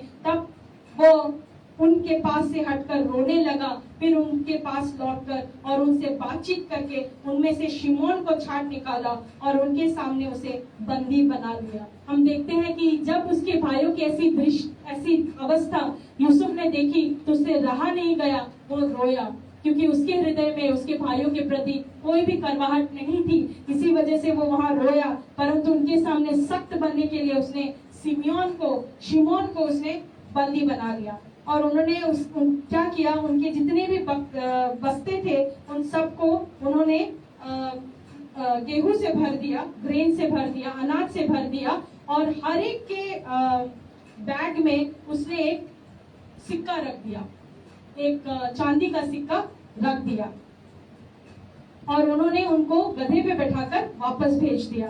उसके बाद जब वो रात को वहां पहुंचे, रात को जब उन्होंने खोल के देखा अपने बस्ते को, तो उन्होंने देखा कि उनका जो सिक्का था वो भी लौटा दिया गया। तो वो और अधिक डर गए कि इन्होंने तो सिक्का भी लौटा दिया, ये हो क्या रहा है। तो उनको थोड़ी सी डर हो गई, उनका दिल बैठ गया और उन्होंने कहा, what is this that God has done to us. तो अभी जब उनकी स्थिति बदली गई है, जब वो बुरी अवस्था में आ गए हैं, तो वो अपने आप को नहीं कोस रहे हैं, वो किसे कोस रहे हैं, वो परमेश्वर को कोस रहे हैं कि हे प्रभु तूने ये क्या कर दिया। राइट, जो एक धार्मिक व्यक्ति होता है वो कभी भी परमेश्वर पे इल्जाम नहीं लगाता, वो कभी परमेश्वर से ये नहीं कहता हे प्रभु तूने क्या किया। वो कहता है प्रभु जो भी तूने किया वो मुझे स्वीकार है, क्योंकि तूने दिया तूने लिया। हालेलुया। जब वो अपने पिता के पास पहुंचे, मैंने जैसे पहले भी कहा, तो याकूब ने कहा कि नहीं, मैं बेंजामिन को तुम्हारे साथ नहीं भेजूंगा। तो उन्होंने क्या किया कि वहां पे रूबेन ने कहा कि अगर मैं बेंजामिन को वापस सुरक्षित नहीं लेके आऊंगा तो आप मेरे दोनों बेटे को मार देना। यहाँ तक भी रूबेन ने कहा। तो हम देखते हैं कि रूबेन बहुत अच्छा बड़ा भाई था। और वहां पे यहूदा ने भी कहा कि कोई नहीं, मैं ये जिम्मेदारी लेता हूँ कि मैं बेंजामिन को सही सलामत वापस लेकर आऊंगा। तो अभी हम जेनेसिस चैप्टर 43 की ओर चलेंगे और वहां पे हम देखते हैं कि जेनेसिस चैप्टर 43 में यहाँ पे जब वो वापस वहां आते हैं तो बेंजामिन को देखकर यूसुफ बहुत खुश हो जाता है और वहां पे वो एक भोजन का he arranges for a big feast for his brothers. और वो वहां पे सारे भाइयों को अपने पद के हिसाब से, जो पहिलोटा है उसको सबसे पहले और जो आखिर बेंजामिन है उसको सबसे आखिर में बैठाता है। और ये लोग बड़े आश्चर्यचकित हो जाते हैं कि भाई ये ऐसे कैसे बिठाया, ठीक है। और वहां पे वो बेंजामिन को 5 गुना ज्यादा भोजन देता है खाने के लिए। और उसके बाद हम देखते हैं कि उसके लिए एक जानवर भी इन्होंने काटा और उनको भोजन के लिए दिया गया। उसके बाद हम देखते हैं कि ये सब कुछ जब हो रहा होता है तो वो जब वर्स 26 में हम पढ़ते हैं कि जब जोसेफ घर आया उन्होंने उन सबको भेंटें गिफ्ट करी। He presented them gifts they had brought into the house and they bowed down before him to the ground. He asked them how they were and then he said, how is your aged father you told me about? Is he still living? तो वो अपने पिता के बारे में पूछता है और फिर उसके बेटे कहते हैं, your servant our father is still alive and well, and they bowed down prostrating themselves before him. तो हम दूसरी बार देखते हैं कि उसका स्वप्न पूरा होता है। As he looked about and saw his brother Benjamin, his own mother's son, he asked, is this your youngest brother, the one you told me about? And he said, God be gracious to you, my son. तो यहाँ हम देखते हैं कि किस रीति से वो अपने भाइयों से मिलता है। और उसके बाद हम देखते हैं जेनेसिस चैप्टर 44 में कि एक चांदी का कटोरा बेंजामिन के बैग में रख दिया जाता है। और वो कटोरा जब वो वापस जाते हैं याकूब के पास अन्न लेकर, तो जब बेंजामिन के बैग में वो रखा जाता है तो यूसुफ के कुछ अंगरक्षक आते हैं और बेंजामिन को पकड़ के ले जाने वाले होते हैं। और वहां पे हम देखते हैं कि इन्होंने हम वर्स 14 में आ जाएंगे, जेनेसिस चैप्टर 4 वर्स 14 में आएंगे। So Judah and his brother came to Joseph's house, and he was still there, and they fell before him on the ground. 15. And Joseph said to them, what deed is this you have done? Did you not know that such a man as I can certainly practice divination? हाँ, तो यहाँ पे यूसुफ बोलता है कि तुम्हें क्या लगा कि तुम मेरे चांदी का कटोरा लेके भाग जाओगे और मुझे पता भी नहीं चलेगा। तो उसके बाद यहूदा वहाँ क्या जवाब देता है? Can we read verse 16 quickly? Then Judah said, what shall we say to my lord? What shall we speak? Or how shall we clear ourselves? God has found out the iniquity of your servant. Here we are, my lord's slaves, both we and he also, with whom the cup was found. हाँ, तो यहाँ हम यहूदा के दिल का परिवर्तन देखते हैं क्योंकि यहूदा ही वो था जिसने उन्हें मिदानी व्यापारियों के पास बेचने की युक्ति बनाई थी। राइट, तो यहाँ पे हम देखते हैं कि यूसुफ को महसूस होता है कि यहूदा बदल गया है। तो यहूदा क्या बोलता, यूसुफ क्या बोलता है, far be it from me to do such a thing. Only the man who was found to have the cup will become my slave. The rest of you go back to your father in peace. तो वो Benjamin को उसने पकड़ लिया और कहा कि नहीं, जिसके पास ये कटोरा मिला है सिर्फ वही मेरे पास रहेगा। उसके बाद हम क्या देखते हैं, verse 18, can someone read verse 18 quickly? Then Judah came near to him and said, "O my Lord, please let your servant speak a word in my Lord's hearing, and do not let your anger burn against your servant, for you are even like Pharaoh." Yes. So इसके बाद हम देखते हैं कि क्या हम इसको हिंदी में भी पढ़ सकते हैं? 18। तब यहूदा उसके पास जाकर कहने लगा, हे मेरे प्रभु, तेरे दास को अपने प्रभु से एक बात कहने की आज्ञा हो, और तेरा कोप तेरे दास पर ना भड़के, क्योंकि तू उनको फिरौन से तुल्य है। ठीक है, तो इसके बाद हम देखते हैं कि वो अपने पिता के पास वापस चले जाते हैं और उनके पिता बहुत खेदित होते हैं, और उसके बाद वो भी अपने पुत्रों के लिए बहुत खेदित होते हैं, क्योंकि बेंजामिन भी चला गया। अब यूसुफ भी नहीं रहा और बेंजामिन भी नहीं रहा। हम अभी चैप्टर 45 में जल्दी से आएंगे, जहाँ हम देखेंगे कि यूसुफ किस तरीके से अपने भाइयों के समक्ष अपनी पहचान करता है। Can we read verse 40, chapter 45 verses 1 to 3? Then Joseph could not restrain himself before all those who stood by him, and he cried out, "Make everyone go out from me."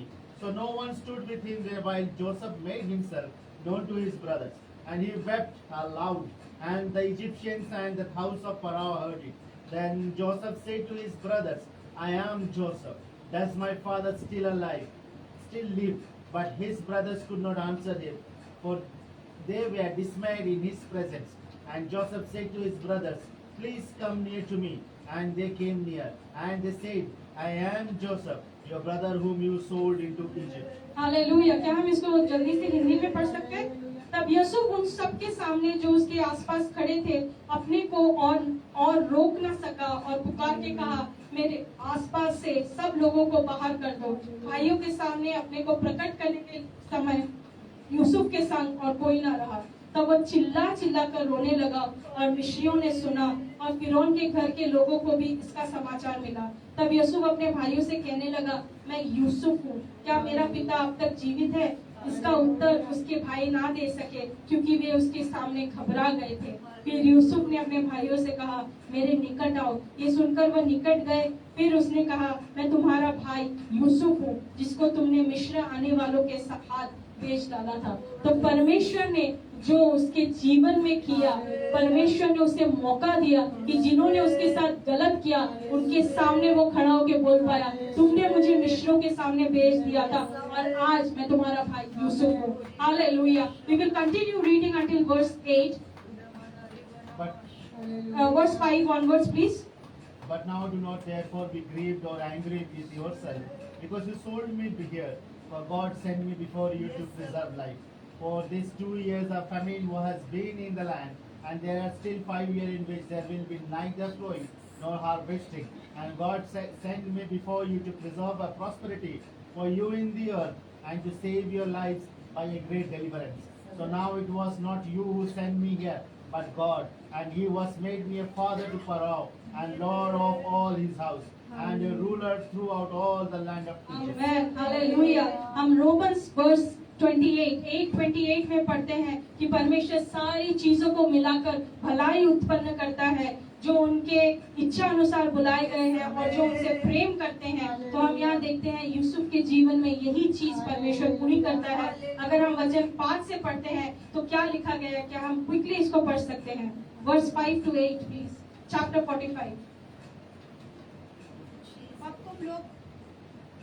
तुम लोग मत पछताओ, और मैं तुमसे मुझे वहाँ बेच डाला, इससे उदास मत हो। हाँ, वो कह रहा है इससे उदास मत हो। क्यों उदास मत हो?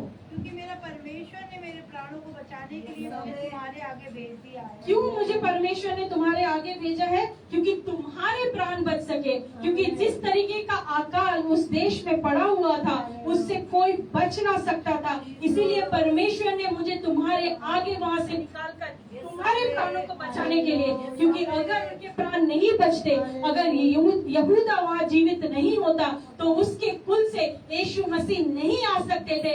इसीलिए परमेश्वर ने यूसुफ को वहाँ इस्तेमाल किया। हालेलुया। हम वचन 6 को पढ़ेंगे। क्योंकि अब 2 वर्ष से इस देश में अकाल है और अब 5 वर्ष और ऐसे ही होंगे, उनमें ना तो हल चलेगा और ना अन्न काटा जाएगा। इसलिए परमेश्वर ने मुझे तुम्हारे आगे इसलिए भेजा कि तुम पृथ्वी पर जीवित रहो, तुम्हारे प्राणों के बचने से तुम्हारा वंश बढ़े। इस रीति से मुझ को यहाँ पर भेजने वाले तुम नहीं, परमेश्वर ही ठहरा। और उसी ने मुझे फिरौन का पिता सा और उसको सारे घर का स्वामी और सारे मिस्र देश का प्रभु ठहरा। हालेलुया। तो उसने, जब परमेश्वर ने मिस्र के राजा के हृदय में फिर यूसुफ के लिए दया दी थी, तो वो 30 साल का था। उसके बाद हमें पता है 7 साल के लिए वहाँ बहुत ज्यादा उत्पत्ति हुई, तो वो हो गए 37 इयर्स का यूसुफ। अभी 2 साल से वहाँ अकाल चल रहा है, तो अभी यूसुफ का उम्र क्या हो गया? 39 years old. It is Yusuf who is 39 years old. और जब उसके भाइयों ने उसे भेजा था तो वो कितने साल का था? 13 साल का था। 26 साल हो गए, राइट? 17 साल का था। सो 39 माइनस 13 करने से कितना होता है? 17 minus 39 माइनस 17, आप ही करो। 22 इयर्स हो गए, right?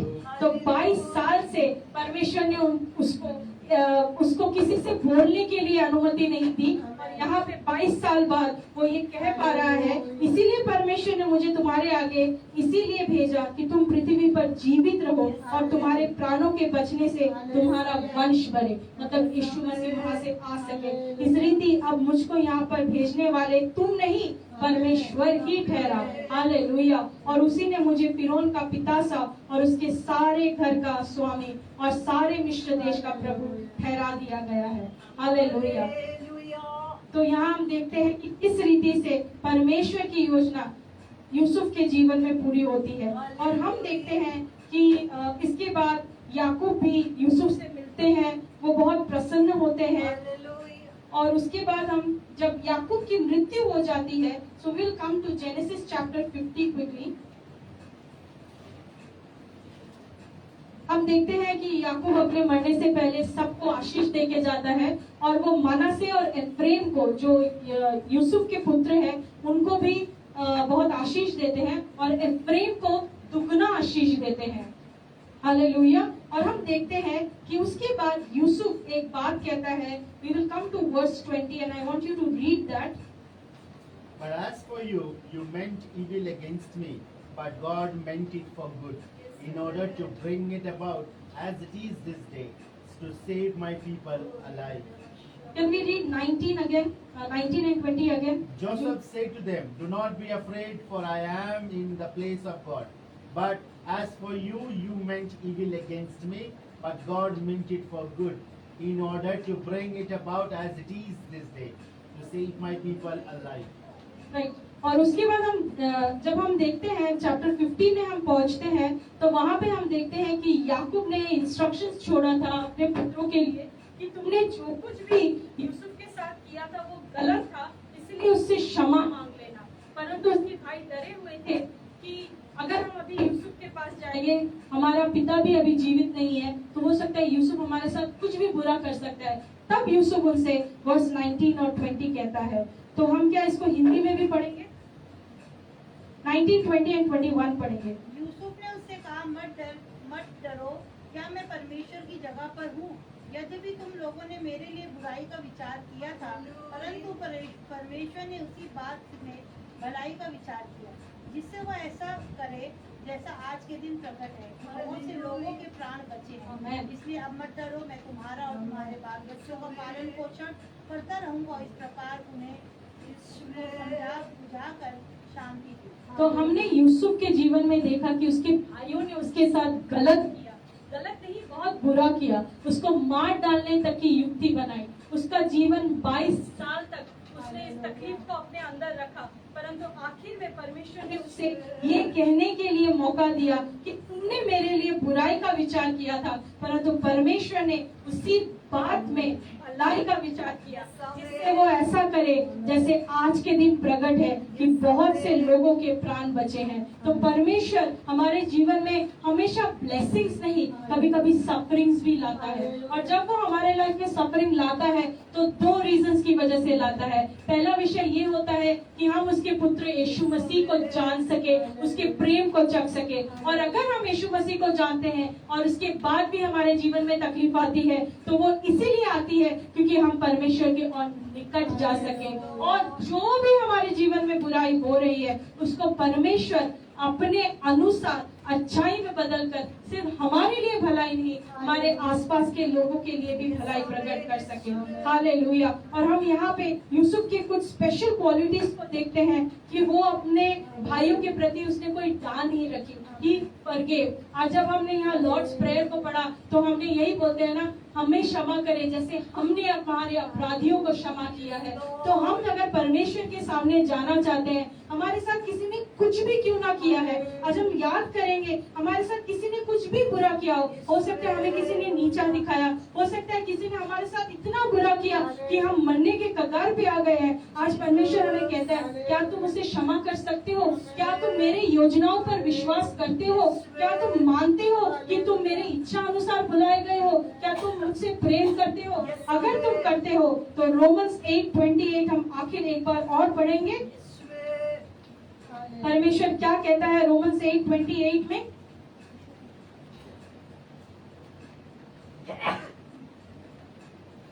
And we know that all things work together for good to those who love God, to those who are the called according to His purpose. Hallelujah. हम एक बार उसको हिंदी में भी पढ़ेंगे। हम जानते हैं कि जो लोग परमेश्वर से प्रेम रखते हैं, तो हमने यूसुफ के जीवन में देखा कि वो परमेश्वर से प्रेम रखता था, इसीलिए परमेश्वर उसके संग रहा। वो जो कुछ करता था उसमें परमेश्वर ने उसको सफलता दी। उनके लिए सब बातें मिलकर भलाई ही उत्पन्न करती है। और हमने देखा कि जबकि उनके भाइयों ने उसके लिए बुराई का विचार रखा था, पर अंत में जब हम चैप्टर 37 से शुरू करते हैं और उत्पत्ति के आखिर के चैप्टर में, चैप्टर 50 में हम देखते हैं कि वो ये कह पाया, परंतु परमेश्वर ने ये सारा भलाई का विचार रखा ताकि मेरे द्वारा बहुत लोगों के प्राण बच सके। और हम देखते हैं अर्थात उन्हीं के लिए जो उसकी इच्छा के अनुसार बुलाए गए थे। क्या यूसुफ परमेश्वर की इच्छा के अनुसार बुलाए गए थे? उसकी इच्छा के अनुसार बुलाए गए थे। तो इस वचन को आज हम अपना बनाते हैं और कहते हैं कि प्रभु, अगर मेरे मन में किसी के लिए कोई डाल है, हो सकता है किसी ने मुझे तकलीफ पहुंचाई हो सकता है किसी ने मुझे चोट पहुंचाई हो सकता है किसी ने मुझे निंदा की हो सकता है किसी ने मुझे अपमान किया हो, मुझे नीचा दिखाया हो सकता है किसी ने मेरे साथ इतना बुरा किया हो कि आज मैं इतनी बुरी अवस्था में हूँ। परमेश्वर, मैं उन्हें क्षमा करता हूँ क्योंकि मैं जानता हूँ कि मैं आपकी इच्छा के अनुसार बुलाया गया हूँ। और परमेश्वर, मैं आपसे प्रेम करता हूँ, इसीलिए नहीं कि मैं योग्य हूँ, इसीलिए क्योंकि आपने मुझसे पहले प्रेम किया। और क्योंकि आपने मुझसे प्रेम किया, अपने पुत्र यीशु मसीह को मेरे लिए कुर्बान किया। हे परमेश्वर, मैं अपना प्राण तेरे हाथों में सौंपता हूँ क्योंकि मैं जानता हूँ कि आज मेरी बुराइयों में भी हालेलुया तू कुछ अच्छा ही कर रहा है। मैं जानता हूँ, हो सकता है आज मेरी परिस्थिति अच्छी नहीं है, हो सकता है आज मैं अंधेरी घाटियों से होकर गुजर रहा हूँ, पर परमेश्वर, मुझे यकीन है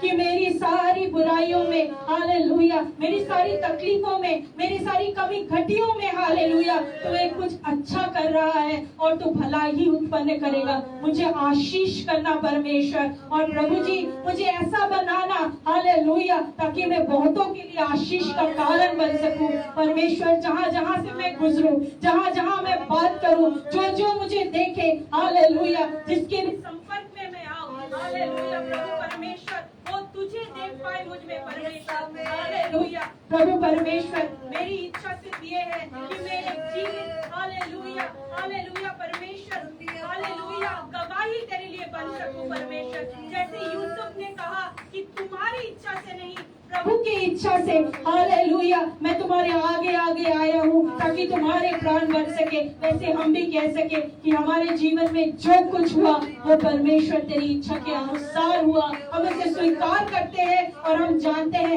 कि तू उसे भलाई में जरूर बदलेगा और अपनी महिमा हमसे जरूर लेगा।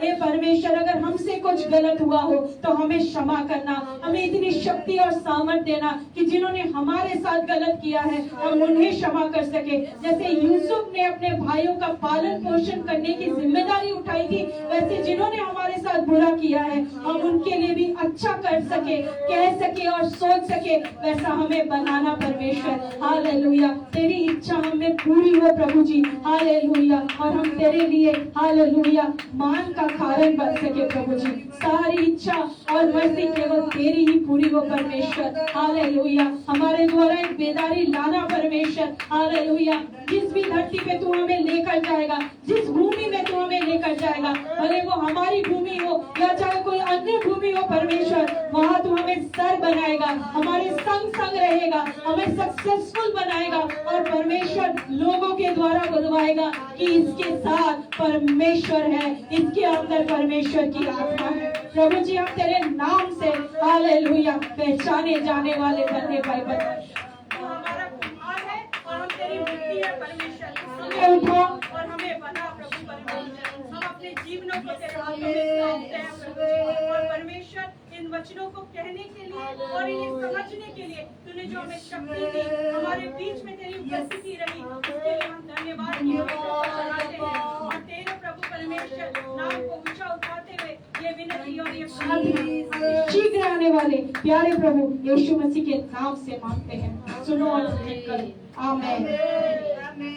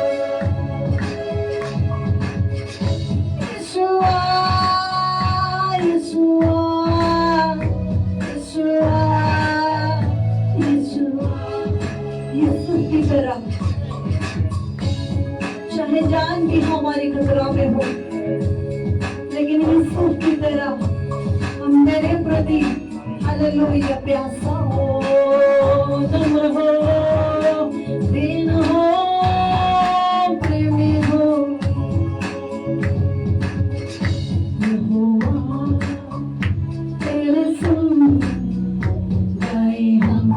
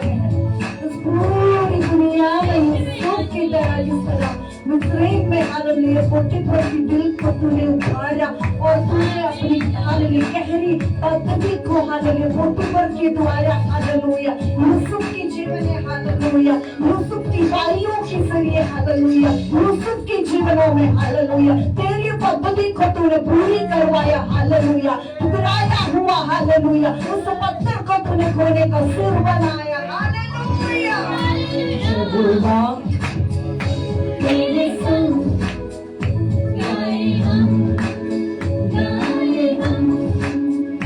यहोवा तेरे संग गाए हम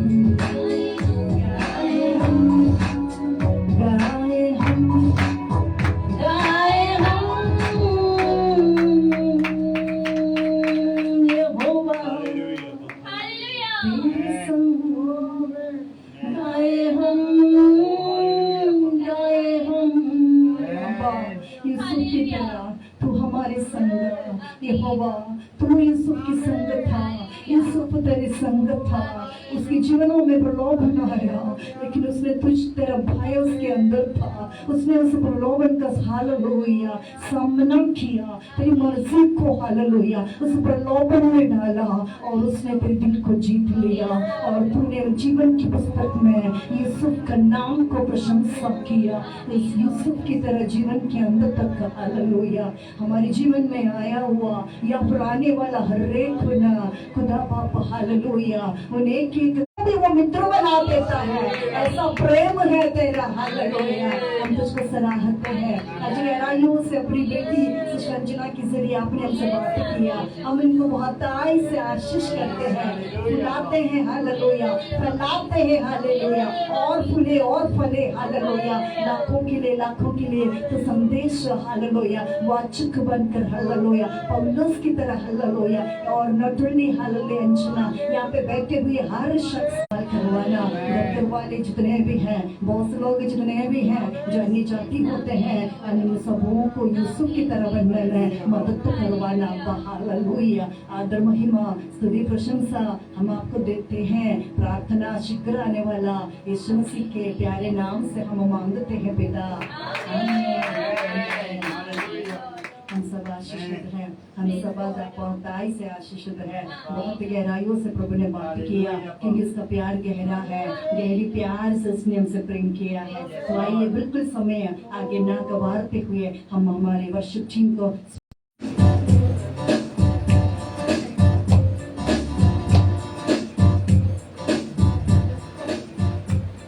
Thank you Jesus thank you Jesus thank you Jesus hallelujah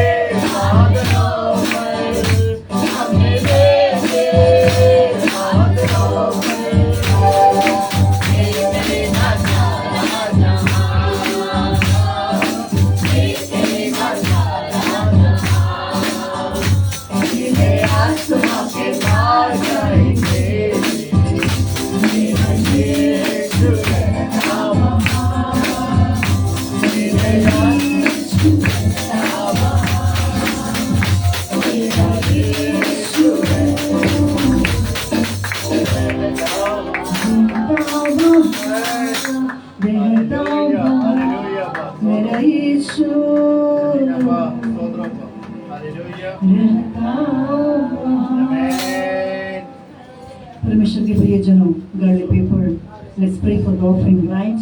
Amen. Praise God. Let's close our eyes, right? Praise God. So come, let's pray together. So I am inviting Sister Neetu to pray for today's prayer. Amen. Offering. Hallelujah. Praise the Lord. Hallelujah. Hallelujah, धन्यवाद धन्यवाद सामर्थ्य परमेश्वर, आज के दिन के लिए समझ के खुदा परमेश्वर तेरी आशीष में करोड़ों बार धन्यवाद देते मेरे अब्बा पिता, इस ऑफरिंग इस दान को खुदा परमेश्वर ब्लेस कर मेरे खुदा का तेरी आशीष और बरकतों से भर खुदा परमेश्वर 14 15 20 21 चार इन वचनों को लगा दे खुदा परमेश्वर, हर के घर में खतों में बैंक बैलेंस से खुदा परमेश्वर किसी भी चीज की कमी वस्तु ना खुदा परमेश्वर तूने अपनी आशीषों से इस ऑफरिंग दान को भरा है मेरे अब्बा करोड़ों बार धन्यवाद करते हैं ये छोटा सा दान प्रभु जी आपके राज्य के लिए खुदा परमेश्वर इस कामों के लिए अच्छे अच्छे कामों के लिए खुदा परमेश्वर एक समय का भोजन गरीब बच्चों को हम खिला पाए मेरे खुदा ऐसे सामर्थ को इस ऑफरिंग में रख मेरे खुदा हर एक को खुदा परमेश्वर आशीषों से भरा आशीष इस नए महीने की खुदा परमेश्वर तेरी सभा के लिए करोड़ों बार धन्यवाद इस पूरे नए महीने में आपने खुदा परमेश्वर हर एक को आशीषित किया अनुग्रह अपने सामर्थ्य से अपने पिता परमेश्वर आशीषों से भरा करोड़ों बार धन्यवाद देते धन्यवाद देते अपनी दासी को अपनी बेटी को आपने इस्तेमाल किया करोड़ों बार धन्यवाद देते हम खाली हाथ आए थे खुदा लेकिन खाली हाथ नहीं जाएंगे तेरी आशीष तेरे सामर्थ्य को अपने साथ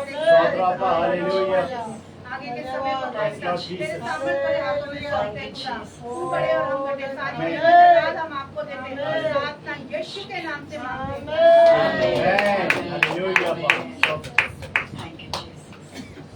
Thank you, Jesus. Thank you, Jesus. Thank you, Jesus. Thank you, Lord.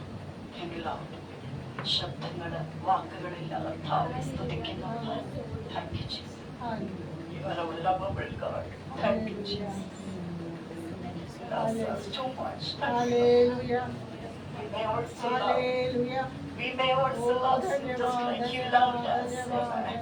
We remember your sacrifice. The people are here. Your children are here. You are using everyone in a mighty ways. Because you are so faithful. You are so punctual. You are my God. You are our God. We bless you. We bow down in your feet, Lord. Once again we kisses you. We need you, Lord. Like the breath of our life. We need you, Master. Please be with your children, Lord. Be with your children, Lord. No any children, no any sin get to be Lord. In the name of Jesus, we pray. We cover everyone with the precious blood. Yes, Lord Jesus. Lord Jesus, that many things are there, many works are there, and I've lost to go to our house. We know that you want us to be here. 24 hours you want to be here, that we know. But Lord, have mercy. Thank you, Jesus. Hallelujah. Thank you, Jesus. We all are saved in your hands. We thank you for that. And thank you, Jesus. Once again, we totally surrender at your mighty hands. In Jesus' name. Amen. Amen. Amen. Hallelujah. Now this is the time for the benediction prayer. Let's take the Ashirvadam. Let's take the Ashirvadam. Let's take the blessings more and more from our Father, right?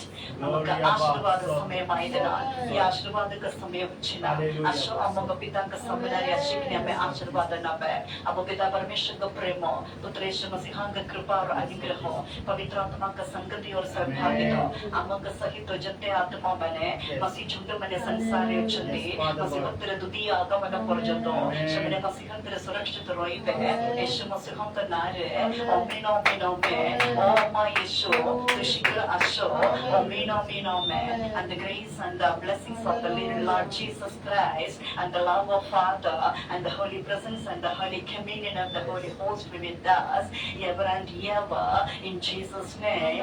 Amen, amen, amen. Oh my Jesus, come back.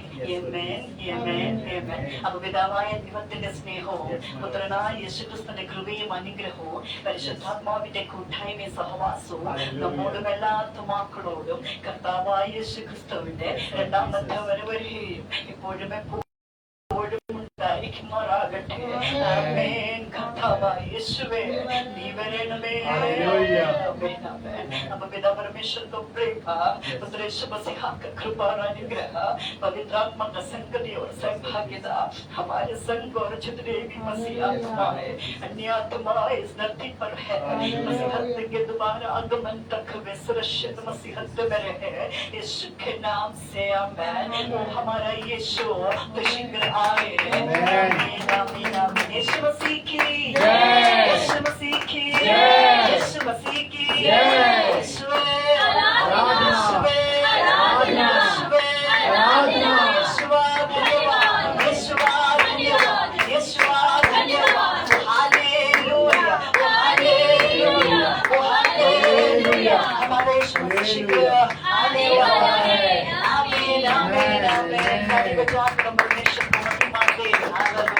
जो सचमुच महिमा के योग्य है। Hallelujah. Please be seated, my beloved children and sisters and brothers. Amen. Hallelujah. सबको जय मसीह की। Hallelujah. जितनों ने आज लाइव में ज्वाइन किया, जितनों ने अपने समय आज मसीहत के लिए दिया है, मसीहा आपके जीवनों में बहुतायत से आशीषों के इस पूरे हफ्ते लाएंगे, ये वायदा है मसीह की ओर से। Thank you so much for joining with us. Hallelujah. Stay blessed and just take care of. Hallelujah. Yourself, amen. Praise God. In these days we all will hear. Please come and join with us. Jesus loves you. Take care all of you. सबको जय मसीह की। Praise the Lord. Bye bye.